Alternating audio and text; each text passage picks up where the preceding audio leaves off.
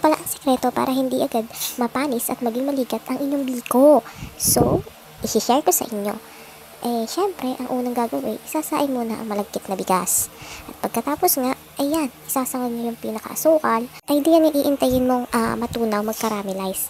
So, pagkita mo ang caramelize na siya, tsaka mo ilalagay yung pinakagata. So, ang gata nga na nilagay namin din, ay depende kung gaano kadami yung bigas na isasain nyo. So, ayan na nga yung aming sinaing na malagkit, ay di siya nang ihahalo. Pagka kita yung kulong-kulo na yung gata, tapos wala na mga buong asukal.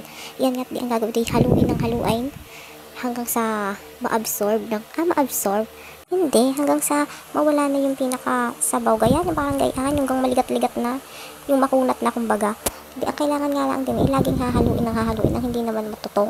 Ayan nga, ngalay na ang naghahalo, nakakangalay naman nga maghalo na rin. Ay, at yan nga, akin mo nang papakailaman. Yan lang ang pinapakailaman ko, hindi buhay ng iba. Charot. Ay siya, ayan nga, akin na hinalo-halo sa abot ng aking makakaya. At iyan nga ay paluto na, di papaligat-ligatin laang ng kaunti.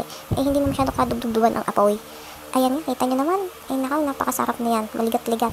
Siya, finish na yan. Pwede na yan lantakan. At ayun na nga, hindi na napigilat, tinikman na, tinimusa na. Ay siya, ay ano pang ating gagawin? Di kakainin na are. Di aring nga ang sukat ng mga ingredient. Isang salop na malagkit, tapos isang kilot 1/4 na asukal, tapos 2 buong niyog.